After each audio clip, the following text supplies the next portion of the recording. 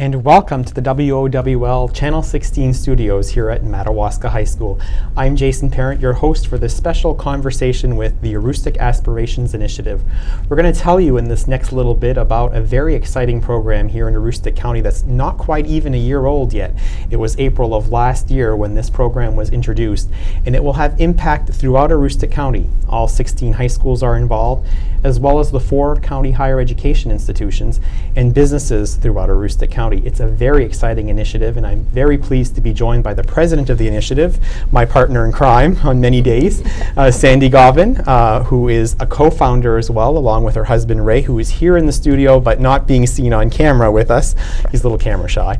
Not really, actually. No, not at all. And of course, April Flagg, who recently was hired as the executive director of the Aroostook Aspirations Initiative. Ladies, welcome both to this special program. Thank you, Jason. And we want to make sure we say thank you early and often to our friends here at WOWL, Instructor Colin Jandro, and the many students working on this broadcast, because we wouldn't be here and you wouldn't be seeing us if it wouldn't be for them. Absolutely. But we are here, and actually it's a very appropriate location for us to be, Sandy, because it is the crew members who are working here and students just like them all across Aroostook County are truly the inspiration for what we're talking about today.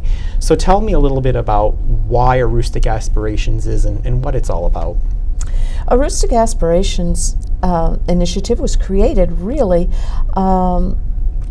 based on my husband's experience, Ray, who, when he was young, his dad died when he was young, and there were many mentors that helped Ray go on to school. He initially never really thought college was in his scope, and he didn't think that he would ever be able to go, but he had many mentors that encouraged him to go to college, and that really inspired him, and he was able to go on and be the successful businessman that he is today.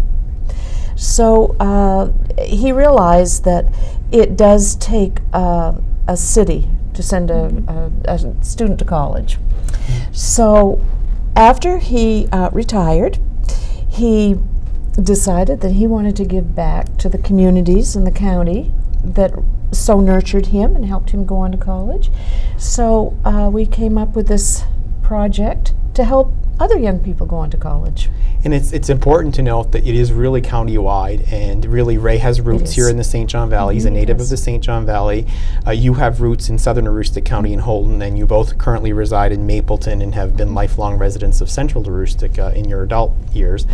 So it truly is a county-wide project, and so that story and that they're actually very inspirational story, and there's a lot more wrinkles to it, as we all say, but has turned into a wonderful a new initiative. And April Flagg, the newly hired executive director, as I noted, tell us about what this initiative is actually set to accomplish. So this initiative is set to be countywide. So if you think about the county as 16 small little school districts, Aroostook Aspirations will be awarding 1 scholarship to every high school in Aroostook County for 1 graduating senior. So that's 16 $1,000 scholarships in June of 2014. Those students will become what we lovingly already refer to them as Govin Scholars. Now that's a wonderful part of what it is that the scholarship program is. That's the scholarship program component of it, I should say.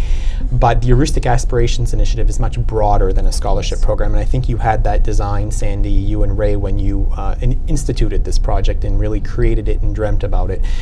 Tell us about some of the other components of the Aroostook Aspirations Initiative.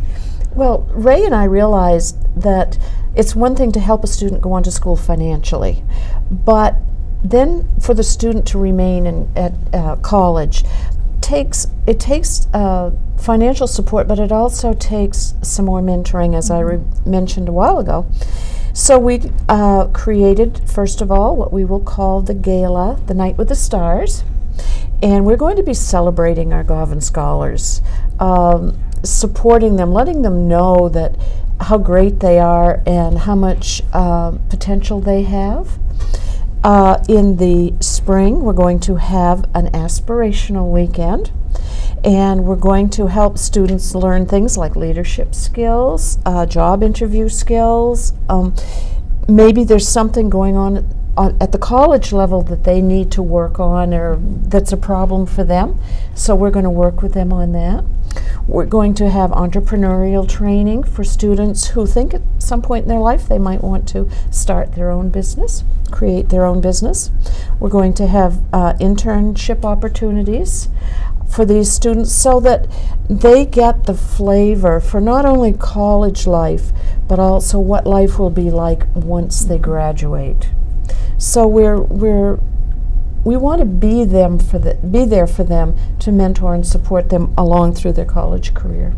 And that's really what it's about. It's about mentoring these students. It's about sort of being with them through the process. But as much as it's about higher education and attaining higher education and increasing those rates here in Aroostook County, April, it's really also about the economic development of the county as well. And so this is really a multifaceted approach to not only improving aspirations of youth, but the economy of Aroostook. Absolutely. The Aroostook Aspirations Initiative, its founders, its board of directors believe that education is the greatest equalizer. And what that really means is that education can help when things are going wrong. In Aroostook County, we have some scary numbers in poverty. We have an 18% degree attainment rate right now. And although those numbers may seem overwhelming when we look at them at first, when we look at a long-range plan like in Aroostook Aspirations, this program is meant to help over time. So when you think about economic development, how do you develop economic success? You do it well with calculated risk-taking and with very well-intentioned movements. And as we work with these scholars, and this class is our first. We hope to do 32 in 2015, and then we hope to increase from there. So we will be mentoring over 100 students within the next 4 years, and hoping that we can convince them that county life is really a great life. That's key to our economic development here in the county. Now, a lot of what you just said and what Sandy just said in the previous segment about... Right there. We have, I can't switch